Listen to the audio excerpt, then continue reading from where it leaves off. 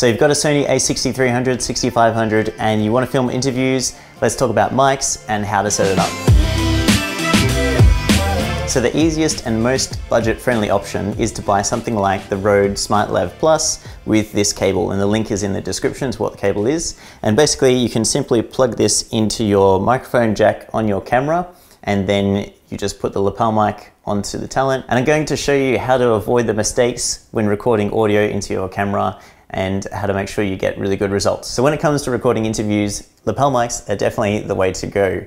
And what I've got over here is the Rode Smartlav Plus, and this can record straight into your camera, or you can use it with your smartphone and record externally and then sync them up later. And if you can afford it, the wireless option is definitely my favorite, because you have the flexibility of people being able to move around, and you also are able to monitor the audio.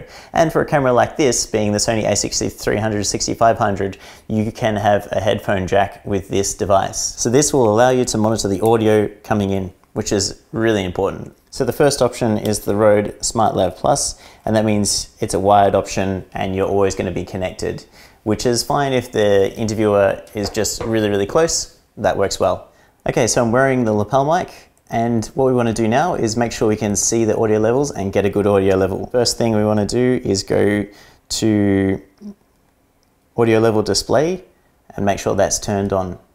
Then I actually set a button so I can control the audio at any time, and I assign it to custom button 2, which is the trash can. So in your custom button 2, then scroll through until you find audio record level and hit enter.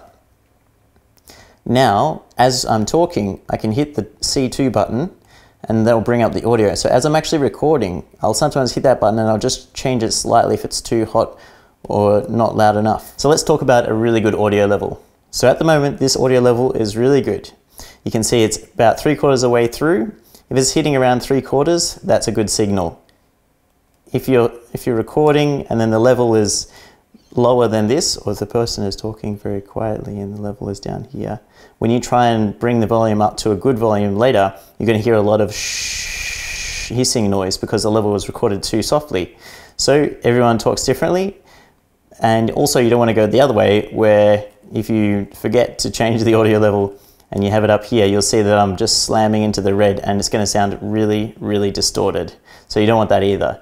So I find for interviews somewhere around 6 or 7 is usually a good setting, depending on how loud the person is talking. And that's how you set good audio levels on your camera. So the next option is to have your Smartlav Plus plugged straight into your phone, and then have the talent wear that, and you just hit record here, and then that will record with auto levels. And basically with this camera, make sure that your camera is able to hear what the subject is saying. So if you set the audio levels low previously, they might be too far away. So in this case, you want to just, for reference audio, raise this up quite high just to get the signal so that it's easy to automatically sync it later in your editing software.